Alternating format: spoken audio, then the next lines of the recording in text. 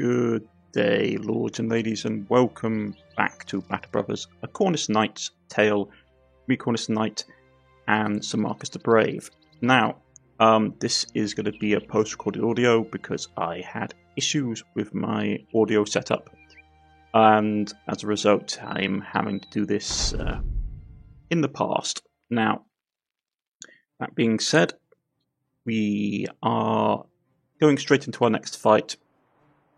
And I had a lot of time to think about how what I like about Battle Brothers and what I dislike about Battle Brothers. Now, some people are probably going to say, oh, well, you're just not playing the game right, you're not, mid-maxing, but I don't like mid-maxing in games.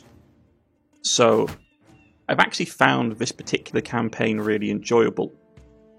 Having a smaller party size, unlike what you normally have in Battle Brothers, which is like 20 or more members of a company, means that you have to be more sort of multifaceted. You can't go, oh, my guy's just going to be good at doing this one thing on the battlefield.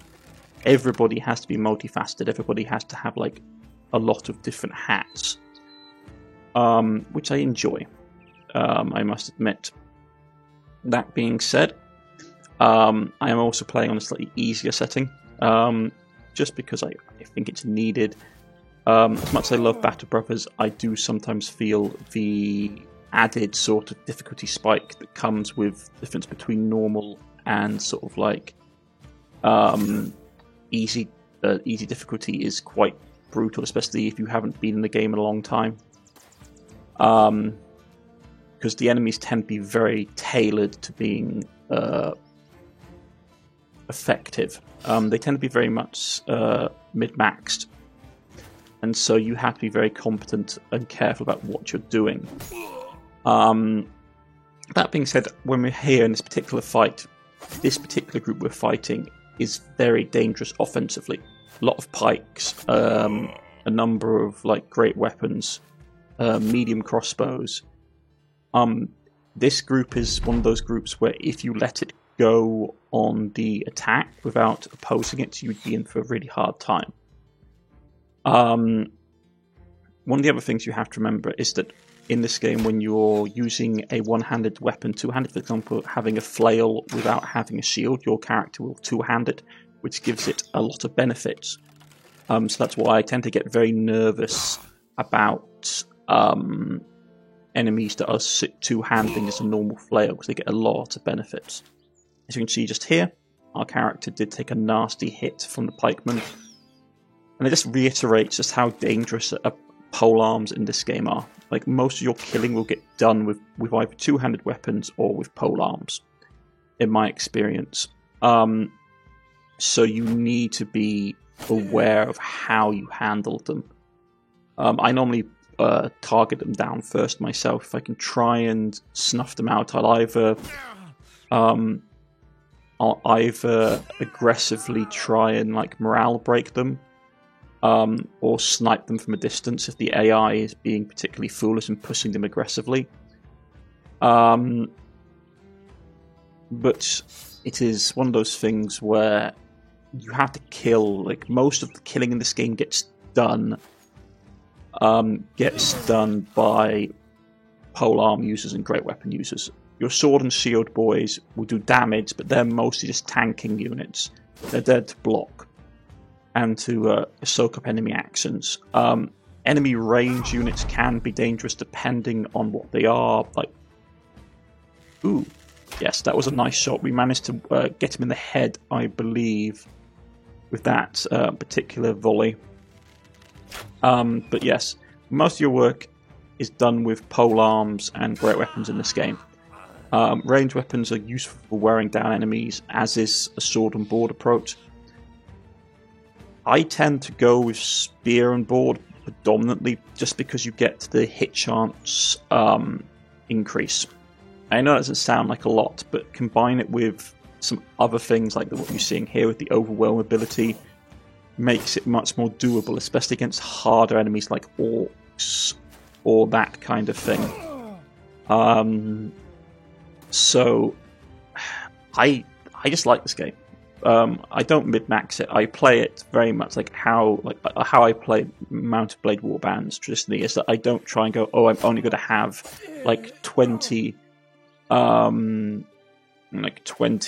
archers of this faction and 20 cavalry of this faction because they have the optimal stats. I don't do that. I go like, well, I need some men. I got to hire these men.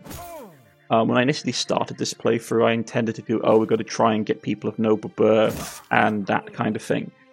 And to be honest, yes, like if I was going for like the optimum builds, I should have done that. I should have gone, we'll hold you around for a while until I can find someone I really want, and then I'll switch you out. Which is fine, but the downside of that is that one of the issues that they've always had in this game is just how quickly it takes for you to train up replacements, which is one of the things I've always found about Battle Brothers to be slightly problematic, is that casualty replacement is very difficult. Almost penalizingly so. You either have to spend a ton of money hiring someone that's relatively cheap and then getting them trained up, or you have to spend money to get someone who's actually a half decent level, and you won't even get a high level person. You'll get like 3 or 4, and you still have to train them up. So it's one of those things you have to be aware of.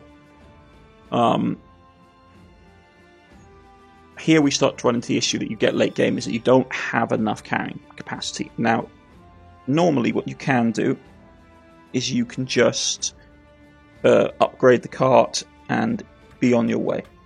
And that is a good thing, and I should have done it, to be honest.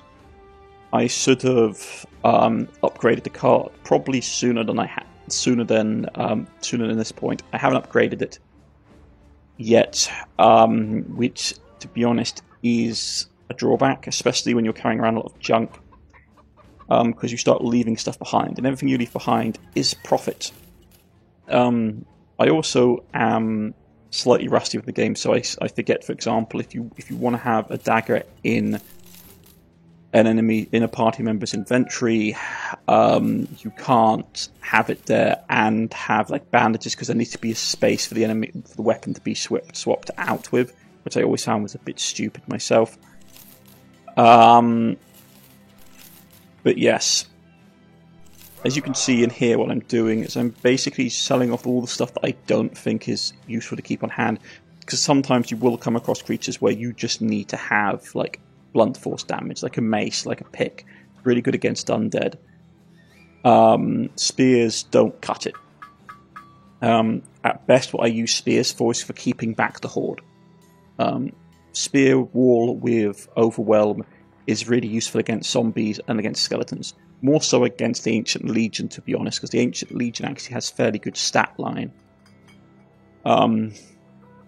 Yeah, in hindsight, picking up this particular a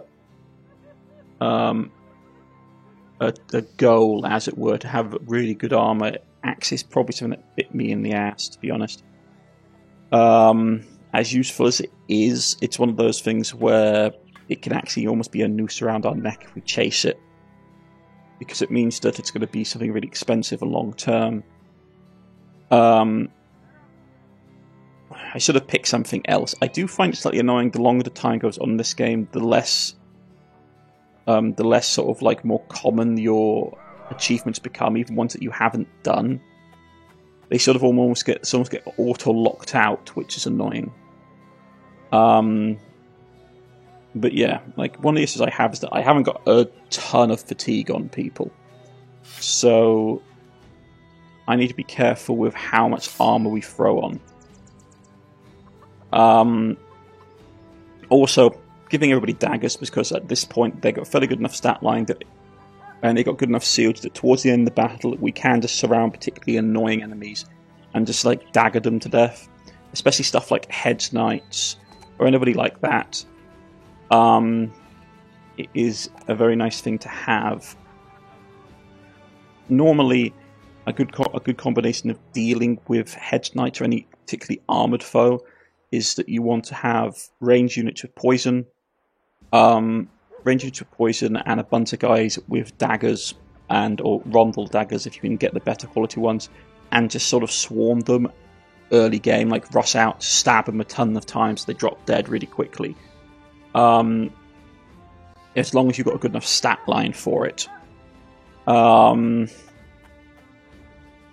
With upgrades, as you can see here, it's just trying to get more stamina, really. I find, especially when you've got smaller parties of troops, having good stamina for your guys is important. Not only does it mean you can have more armor on, it means just that they just don't sit around waiting to catch their breaths. It is something I need to consider. Also, like you can see, we took injuries, which weren't great. Especially considering our next plan of action was to attack an enemy fort, a bandit camp. Losing a unit at this stage of the game is quite painful. So we are going to camp for a little bit, get the supplies up. I am regretful that we didn't take part in the religious civil war, but I find that they are very much almost sort of like poison chalices for players. If you go into one of these like end game events and you're not prepared for them, they'll just wreck you, because the enemies are much more dangerous than you expect them. I'll leave this event up on here so you can see and read it for yourself. But yeah, like my issues is that stuff like the Civil War, the Holy War, it's really easy to think, oh well, they'll be the same level of bandit, like the same level of sort of like bandits that you meet on the road. We can take them. No. Actual faction units, even like their low tier guys, are actually fairly dangerous because they have good stat lines and they have good traits, which is the thing that a lot of people forget, is that enemy units in this game will also have traits as well. Like, for example, you can come across the cultists, and like all the cultists will have daggers and the overwhelm ability, and they'll just rush you and just stab you down with the overwhelm ability. So it's one of those things you have to be aware of. I made the decision here to basically rotate my front line, take the injured guy out because we can't afford really to get him healed, and we're going to go and have a look at the bandit camp that last episode I had a look at to decide if we were going to attack or not. I'm aiming for the one that doesn't have a hero unit in it. At this point I realised that we actually haven't got the surgeon, which is someone we also really need to get. Surgeon is really useful, especially with elite units where you need to get your guys up. And as you can see, we suddenly realised that the game has switched over and a Heads Knight has appeared in that bandit camp. So we go to the other one, which only had a leader in it and no longer has, and was like, well, let's take this fight. More heads, more money. Normally these contracts where you had to take heads are quite hit and miss, due to the fact that the units that are spawned by the AI for you to hunt tend to wander off. So unless you know where there's a target-rich environment, it's not worth it. So this particular battle is quite nasty because, as you can see, they have quite a strong range lineup. 3 medium crossbowmen and 2 poachers, one with actually a hunting bow. Here I basically make the silly mistake of pushing out one of my range units into crossbow range. I got lucky, but it's quite long distance and we're on high ground and have various other things which is useful.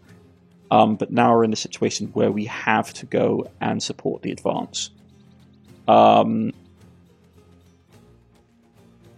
it's one of these, do we wait or do we not wait? My plan is to basically try and tempt them out from behind the defensive line. As such, I push forward my range units to basically try and give a bit of suppressing cover and move up my own shield men to basically act as a defensive line. Fortunately, we do get some really good hits off. And managed, as you can see here, we're starting to wade into the enemy backline. But yeah, I got nervous. I saw the enemies were having harpoons and stuff, like Pili were starting to come out, which are much worse than javelins because they do a lot more damage to shields. So I decided to try and fortify my range units. I mean, to be honest, as you can see here at the lineup, the enemy hasn't got a lot of like aggressive damage dealers. They've got mostly shields and one-handed weapons. They've got one great weapon, which we have to be careful of, but nothing that's particularly damage-oriented, like pikemen or like great weapons. Like bandits with great weapons scare me because bandits have a really good stat line and talents that mesh up really well with great weapon usage. I believe I can't remember the exact, because you can never see what the enemy stat line is. But if I can remember exactly, that was a good shot. We managed to get a really good shot off. Luckily, we managed to nail a lot of our low hit chance shots. See 35%. See a 35% shot hit, which is really good, and he's got overwhelm, which is fantastic. Which is going to really nullify his ability to do stuff.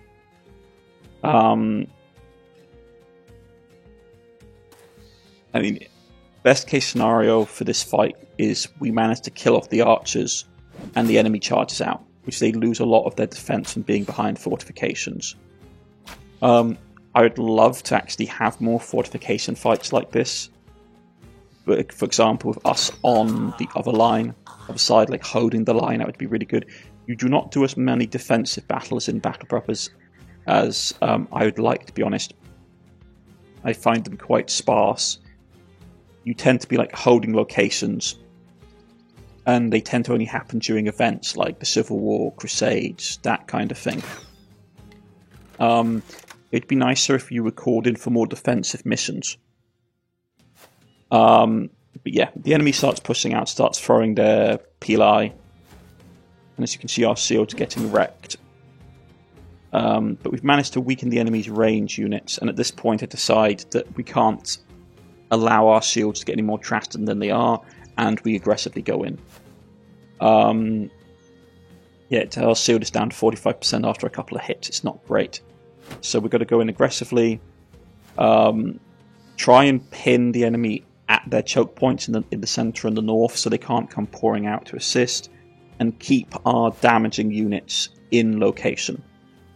We switch out to the great swords to basically try and deal with as much of their armour as possible.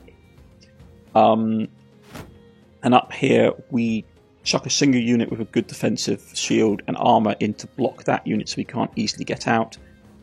And move... We sort of have like a pause here trying to think about how we're going to stop the enemy from flanking around, come to the conclusion it's better to hold here and protect our back line.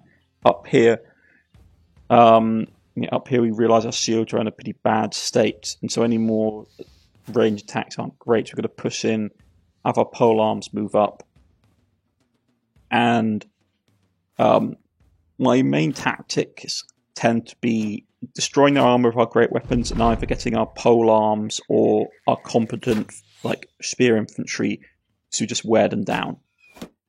Because the spears don't do a ton of damage. It's one of the mistakes that people in this game make from time to time, is that spears are actually I always find it rather ridiculous myself, finding spears to be like how little damage they do in this game compared to how much they actually do in real life. There was a reason why spears were the most commonly encountered weapon on the battlefield, besides the hand axe, or the club, or mate. Well, I say it's more like basically the three most common weapons you would find on a medieval battlefield would have been a spear, a hand axe, or maybe like a club or some kind of improvised like hammer, because they were things that people were the most experienced with using. We were getting a lot of really low shots off with this, which was really nice. But the thing is that they counterbalanced it in this game by making it so that the spear's really good at hitting, not so much damage. Which I can see why, because otherwise everyone would just take spears. At this point, I realise I'm in the situation where my guys are at the risk of breaking, so I start to unleash the hounds. Even if we do lose a dog, the dogs are only like, 200, 300 gold to replace in comparison to losing a high-level unit. I know it seems cruel, but I really find dogs an effective way of dealing with things. As you can see, we clear out the enemy's armour with that swing attack, which is what which is what great weapons are really good for. If you just want to get rid of enemies' armor and get to their health pool, which is then you can start stabbing. If you can get rid of their armor, spears are useful because of the high chance of hitting. You're almost guaranteed to be able to start chipping away at their direct health if they have low armor or no armor. So if you're using great weapons, having spears to defend is great. Now, fighting enemies like this, like marksmen and bandits, is nasty. We do take a nasty arrow to the face there, another injury, which is not great.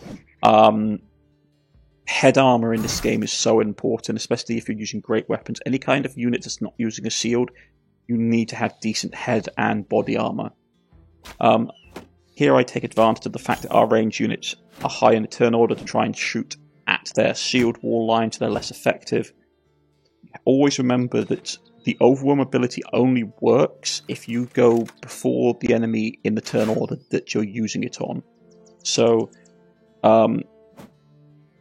it's useful for stuff like polearm users or range units who tend to have high initiative, but against certain factions like goblins and the like, it's not as great. To be honest, I hate goblins in this game.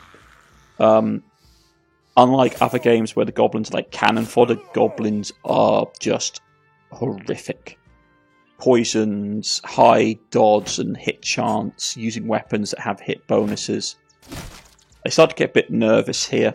The enemy's like hacking through my shield, and it's a nice shield. Scram Sacks is also a nervous weapon because it has bleed damage. But we can just hack the enemy down with great weapons. It really depends on what kind of build you go with. If you're going heavy, like bleed builds, like Scram Sacks is really nice. As you can see here, we lose a dog. It was a risk, but at the end of the day, the dogs, if you have the money, the dogs are just fantastic. Man, we hit so many targets this round, this battle. If you're have the money, dogs are just a fantastic strength multiplier. They're just great for just clearing out, running enemies, weak enemies, tying up enemy backlines, and at the cost of a few hundred gold, it's worth it. You can normally recoup a dog's loss just from the battle itself. But as you can see here, we managed to break the enemy line and get in. See, the spear doesn't do a ton of damage, but at the same time, you're able to easily sort of bypass a lot of the defenses that comes with having shields, and that's the main difference. If you're fighting an enemy with shields, I decided to use the dagger there to try and get his armor, but then realised he's breaking, so his armor's going to get trashed when he's running away.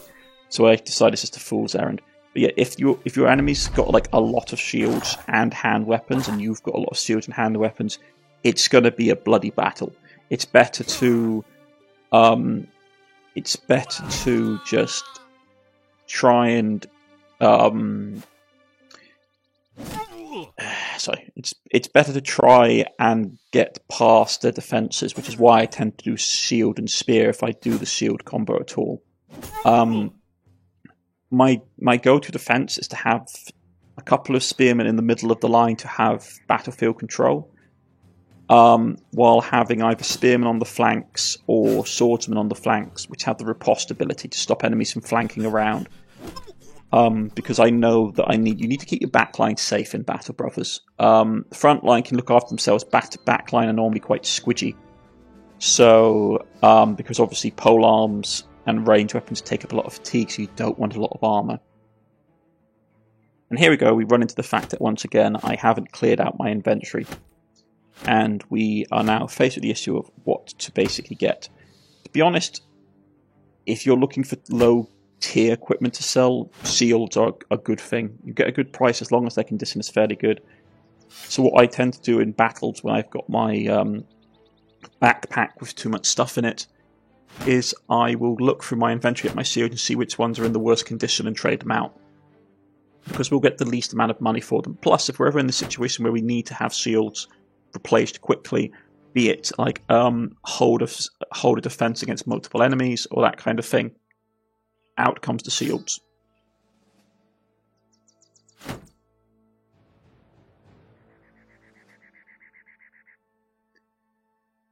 Yeah, we drop that because it's not worth it, and grab another shield. Because ironically the shields are worth more than anything else there. Which makes sense. Like a good crafted shield is quite expensive. So yeah, turn in the job. We've got full 35 head. Some more nomads. Yep. Very nice. Got paid nearly $3,000 for doing that, which is always really good. Like I said, like these missions are very hit and miss. I had a commentator in one of my videos basically saying how like they don't do them, and because just the enemy AI summons things and then they just walk off. I tend to only accept them in regions where I know there's a lot of enemy activity, so I have a good chance of getting paid. Because if nothing else, you still get good relations with the faction. Remember this, faction relations are important. Yeah, so I sell off a lot of this stuff. Probably sell off more than I should have, to be honest. I hold on to the rings because I can get paid well. But I sell off like a lot of the shields and like more battered up gear that will cost us too much to fix. But I sell off as much stuff as I can because, to be honest, money is just important. I'm also trying to upgrade our backline. Because my rule of thumb is that by and large, you need to upgrade your backline before you upgrade your frontline. Shield and spears and relatively okay armor can go a long way of holding off most foes for a while, but your backline needs to have a punch. So if you're going to use pole weapons, if you're going to use range weapons, like if you're going to have marksmen, if you're going to have polearm users in the back, you need to have good levels of equipment. You need to have like the best bows and stuff you can get. As you can see here, more range defense, more initiative, more ballistic skill for our bowmen for overwhelm. Berserk wouldn't be too bad. The problem with a normal archer is that you normally don't get a ton of kills. You do damage, but you don't get the final hit. So gifted is a trap. Student is better early on, and it's trying to figure out stuff like what is good. Dodge would probably is obviously a good one to have. Pathfinder is nice.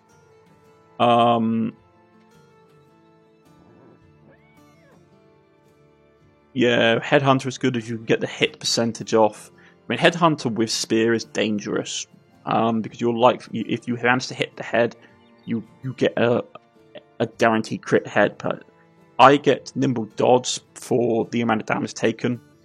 With light armor is always nice. Polearm, this bloke unfortunately isn't the best at his job, but 70 is nothing to sniff at.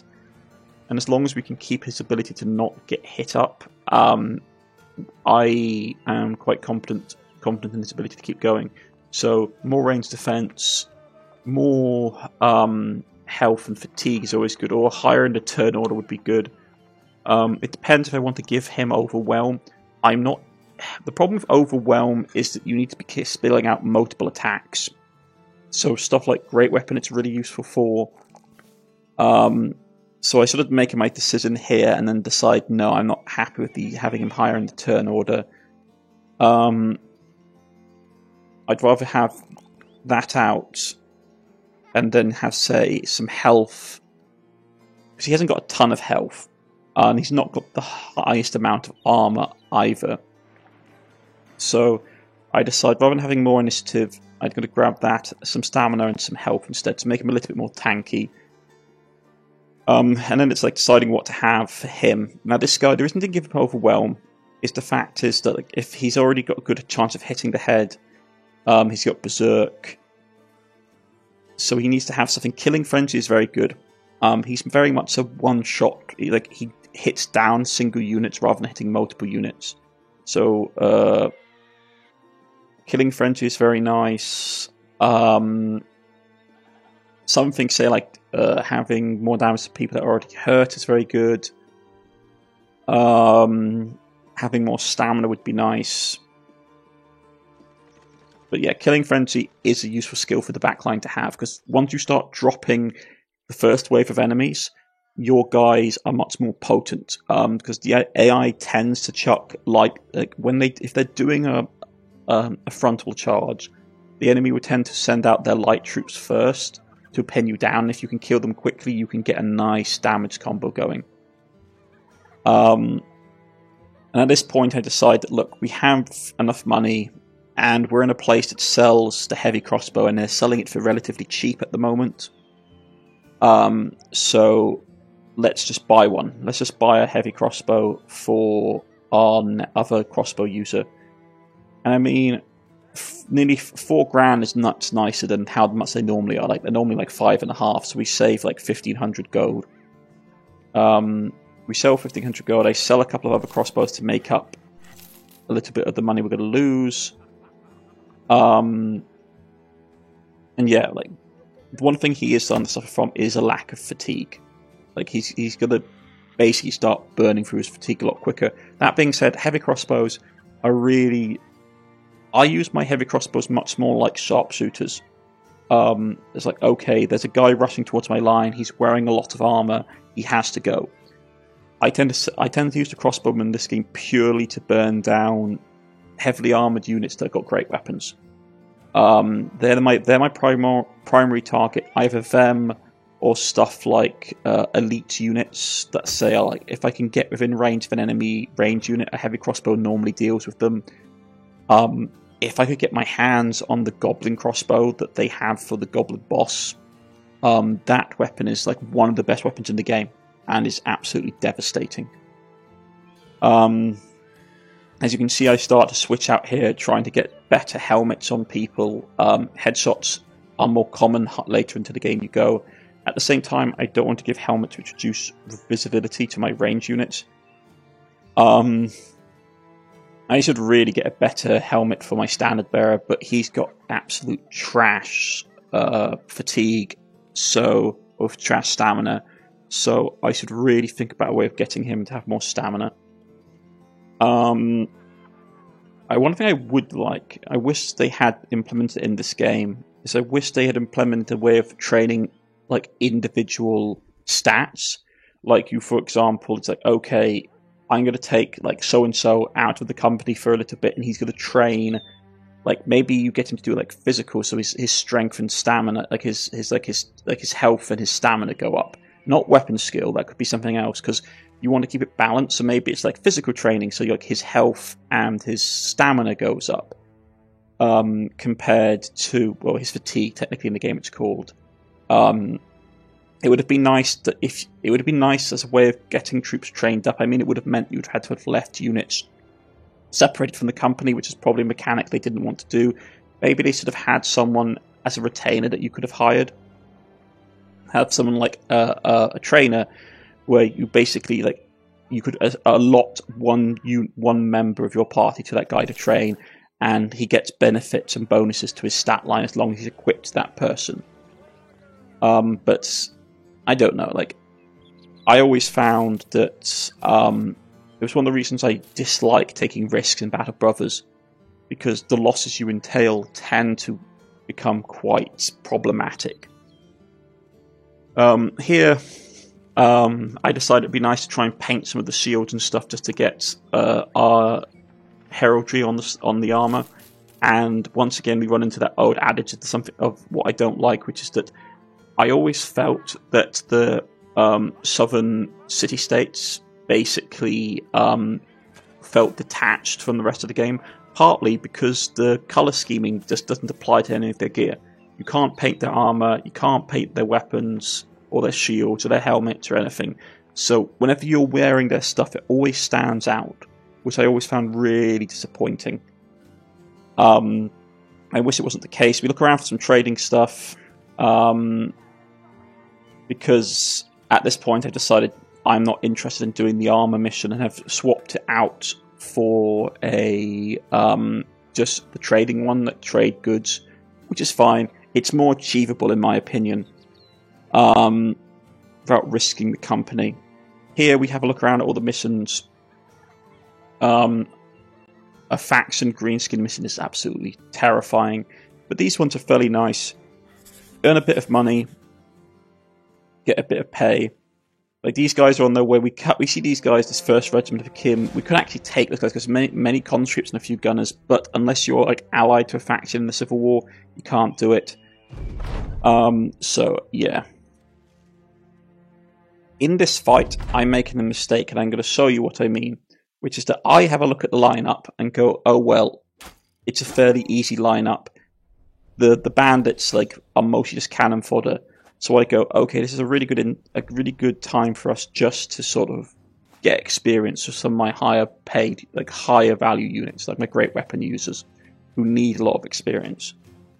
So I mistakenly switch out to a longsword and a greatsword and charge him in against 3 guys with daggers, and you're going to really quickly see what I mean when you're going to really quickly see what I meant by overwhelming a high value target with daggers, because it almost gets my unit killed.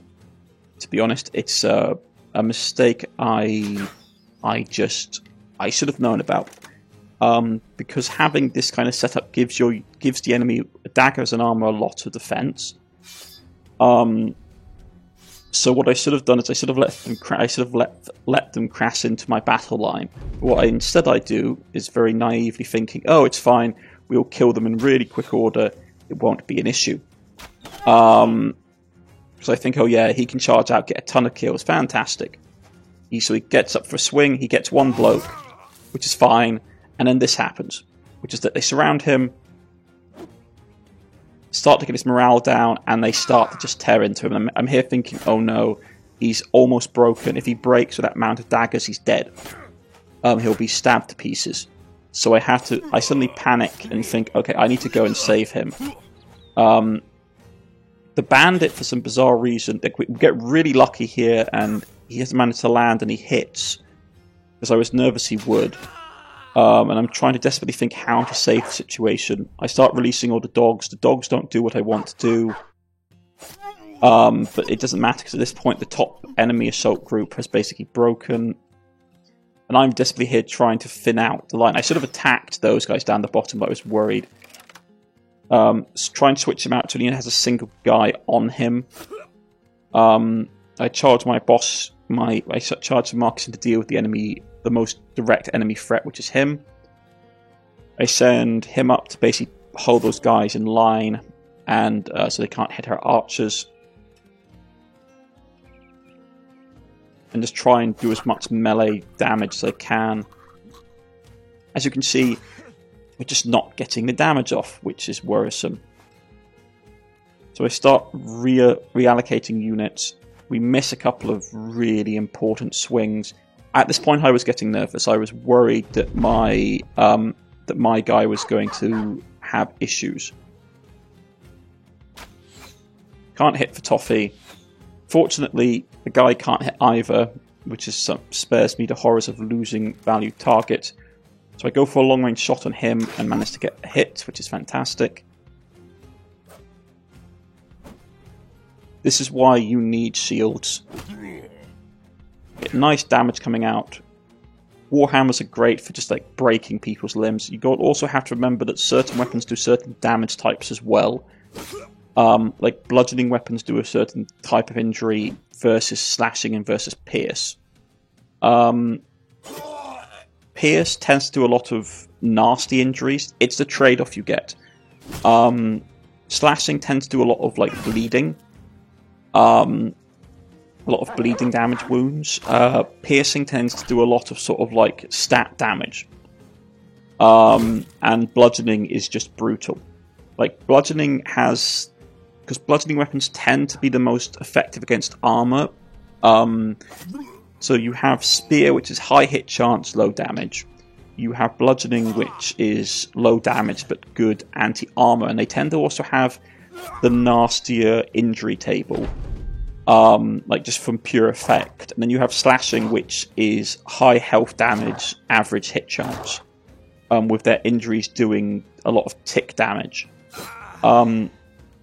Piercing weapons tend to do a lot of stuff like stat line.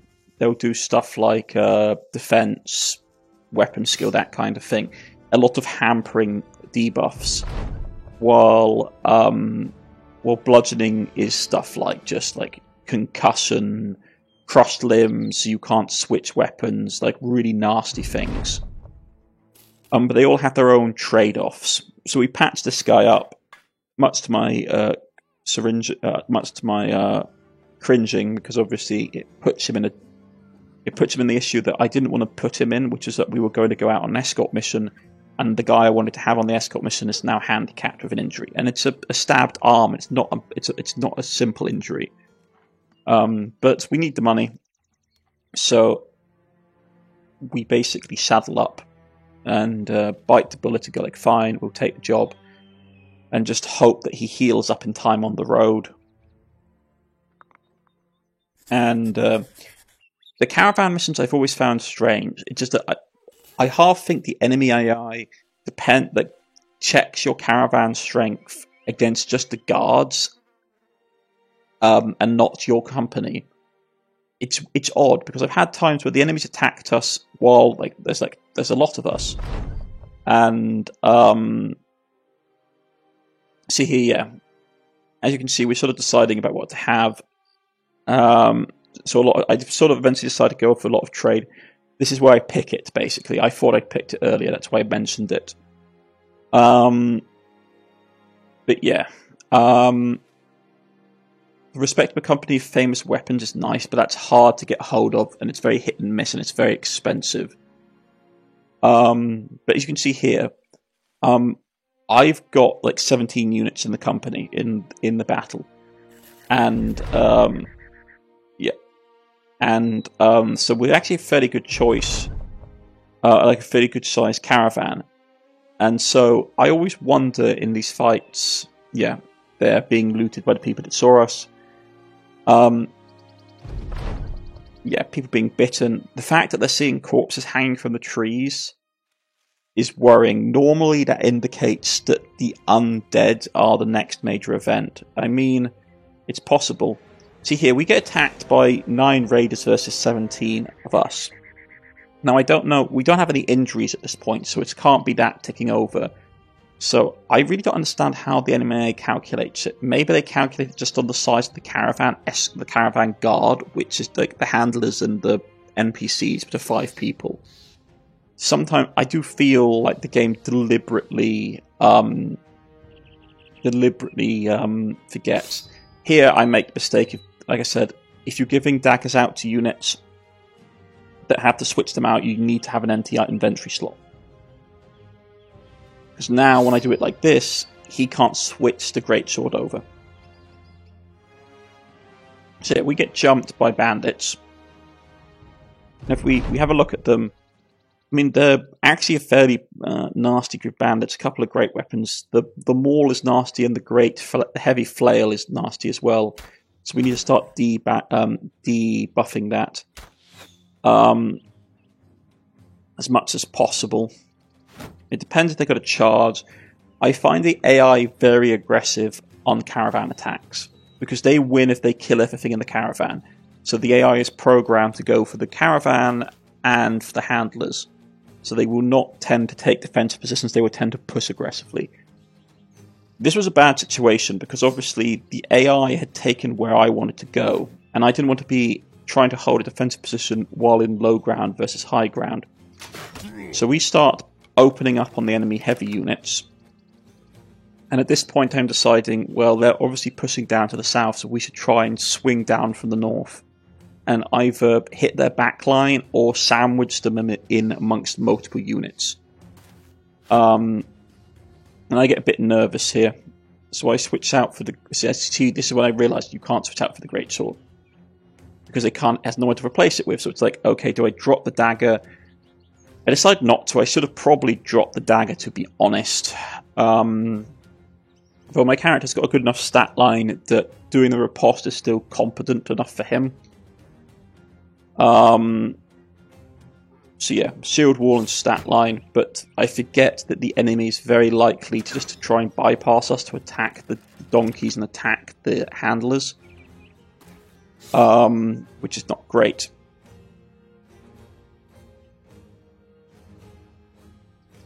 So yeah, we try and do like a flank, like basically a sweeping flanking maneuver, and we try and finish him off with a greatsword. It doesn't work, unfortunately.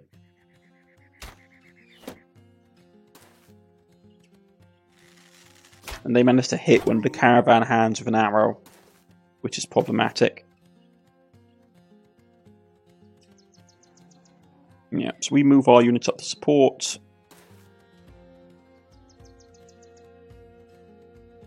We managed to get a nice stab injury on him.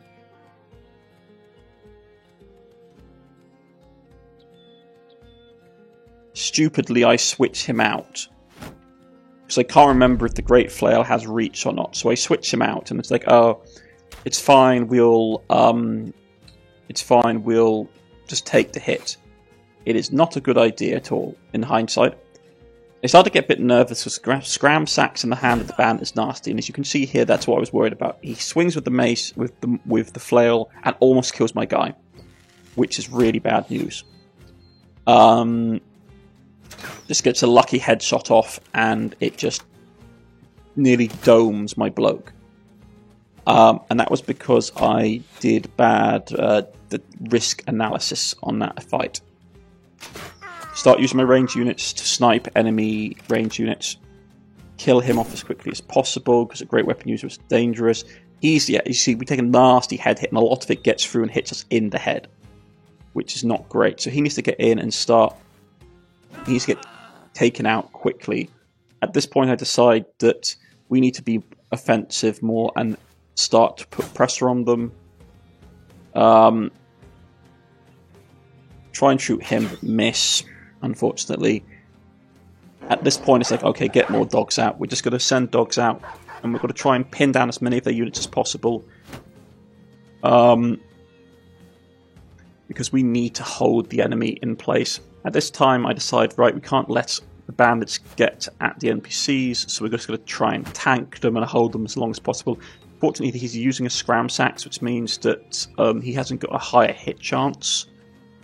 I just decide at this point I'm going to try and flank and get around on high ground. But then I realise I don't like the idea of leaving the back exposed for an enemy with a javelin. Fortunately, the AI is smart enough not to attack. So it doesn't. We sort of decide to gang up on this bloke instead, though. I try and weigh up the options. I put him up here because I'm worried about the range units. And I'm deciding, like, the thing is, wherever Sir Marcus goes is where someone is going to die. So I put him here, deciding that it's probably the best bet to basically wipe that guy out, because he's got an arming sword. So he's going to be a bit of a problem.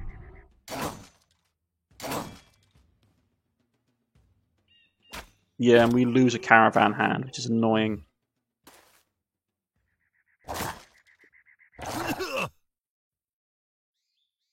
We let off an arrow down here.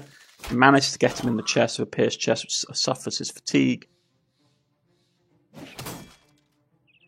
Very nice.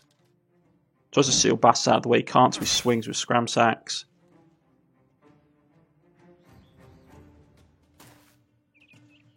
Get him, like, rip off his ear with an arrow so he breaks, which is fantastic.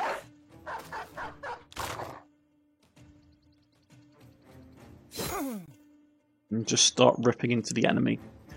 At this point, it's just trying to get additional experience for the units that need it more than anything else. Yeah, so we start ripping into these guys.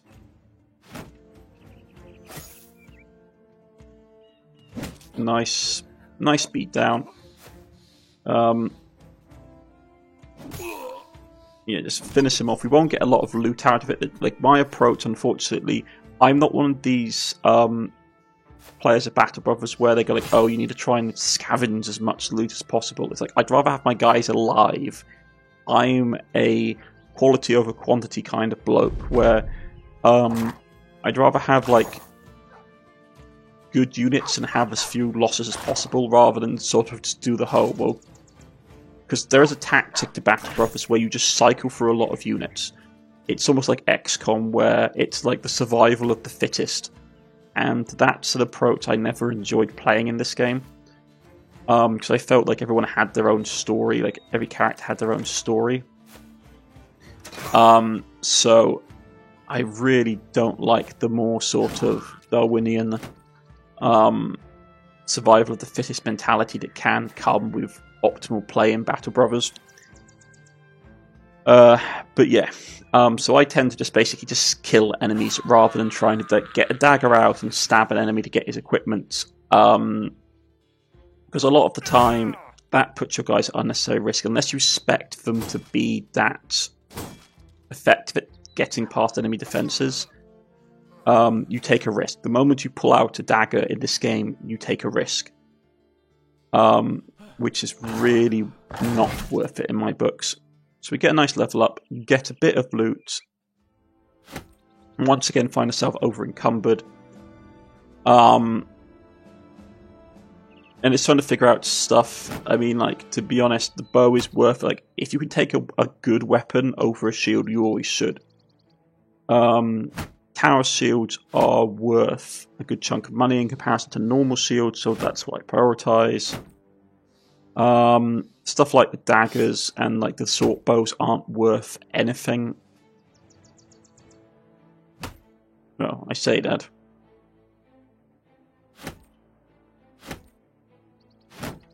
It's always one of these issues when you watch yourself back in replay.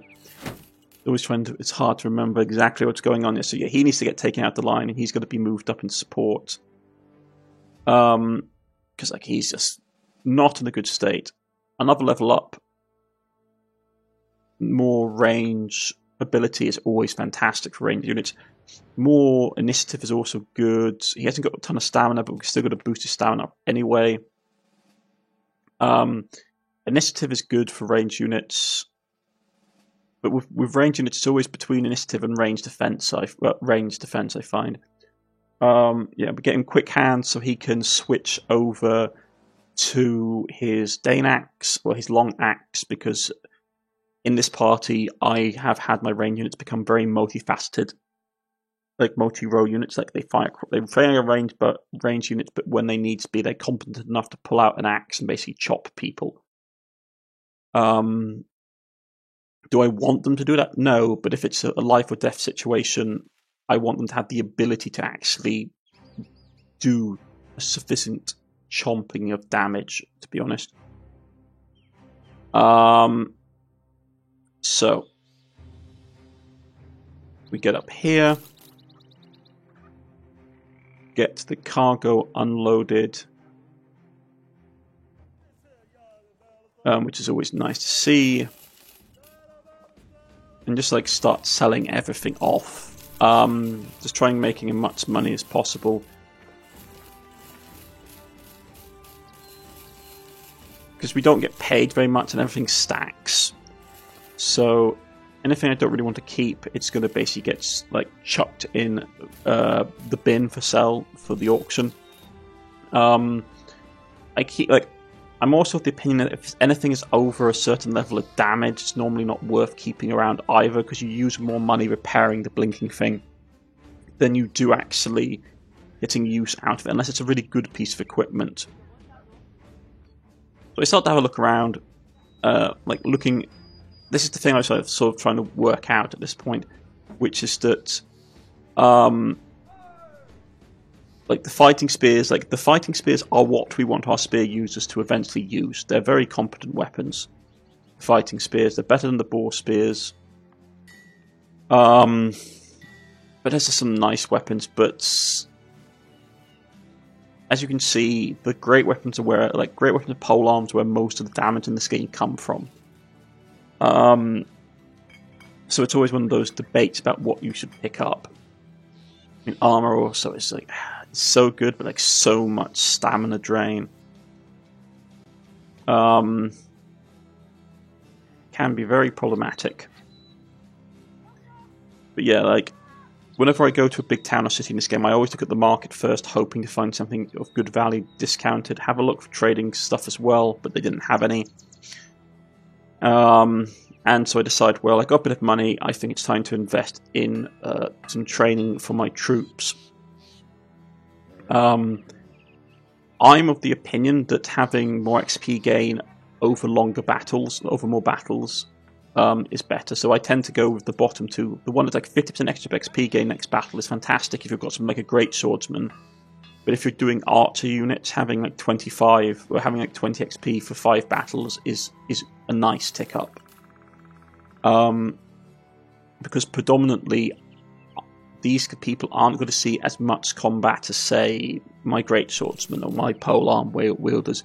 Because remember, in Battle Brothers, you really only get experience for every kill you get a baseline amount of experience for surviving the fight and winning the battle. But most of your experience comes from kills. So you need to basically have the units that are going to kill people. Like, it's one of those hard things. Like, for Sir Marcus, I decide that, well, I really want to get him up to level 11. I can't afford the hefty boost, so I go for 25. I go for the 20 over 5 battles, which for him is going to be a lot because he's going to put out like a ton of damage. If I'd been more expecting a big fight, I would have gone with 50 XP for the next battle, and then we'd gone and fought something huge.